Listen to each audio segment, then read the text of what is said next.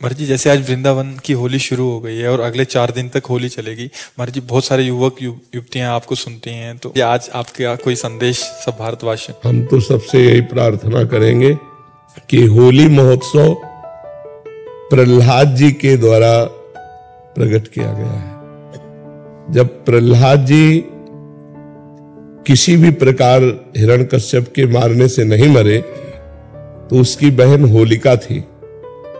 वो हिरण्यकश्यप को उदास देखा, उसने कहा भैया उदास क्यों हो? तो उनका ये प्रहलाद मर नहीं रहा, तो उनका आज मर जाएगा। लकड़ी का बहुत सा ढेर लगाया जाए और उसमें लेकर हम प्रहलाद को बैठ जाएंगे तो हमें अग्नि से वरदान मिला है, एक पट, शीतल पट, जिसको हम मोड़ लेंगे तो हमारा रोम भी नहीं झुलसेगा और प्रहलाद मर जाएगा।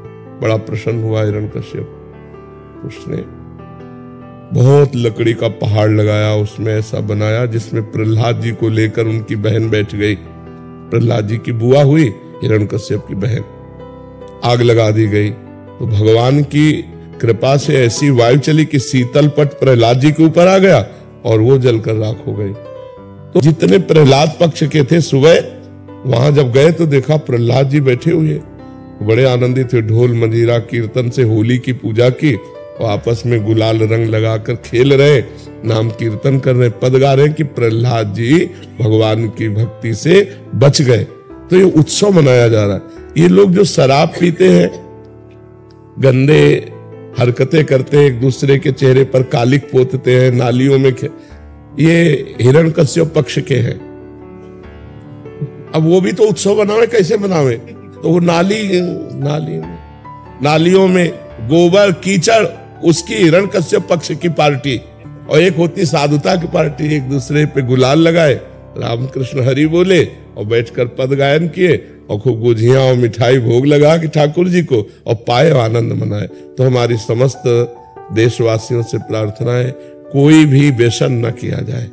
व्यसन उत्सव को खराब कर देता है, जैसे शराब है और भी हुक्का है, ड्रग्स है, कोई भी नशा मत करो।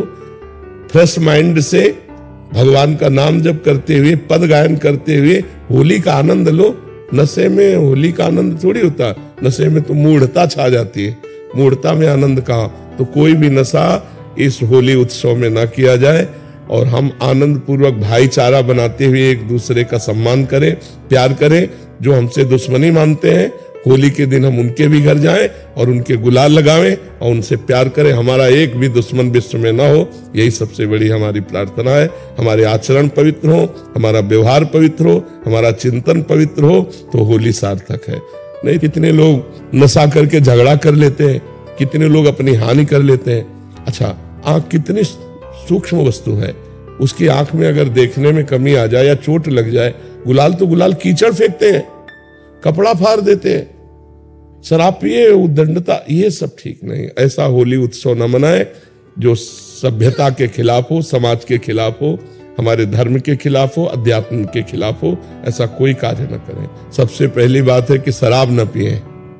जो शराब पीते हैं होली उत्सव में स्वाहा कर दें। और दूसरी खास बात है मांस न खाएं, क्योंकि आप भले जीव हत्या नहीं करते लेकिन आप हिस्सेदार हुए, क्योंकि आप खरीद के लाते हो और खाते हो तो आप हिंसक ही माने जाओगे। तीसरी बात, किसी माता बहन की तरफ गंदी दृष्टि मत देखो। जैसे तुम्हारी बहन ऐसे दूसरे की बहन। तो आप पवित्र ब्रह्मचर्य रहिए और जो अपनी पत्नी है उसी पे अनुराग कीजिए। ये 3 बातें छोड़ने की कोशिश कीजिए: शराब, मानुष, व्यभिचार।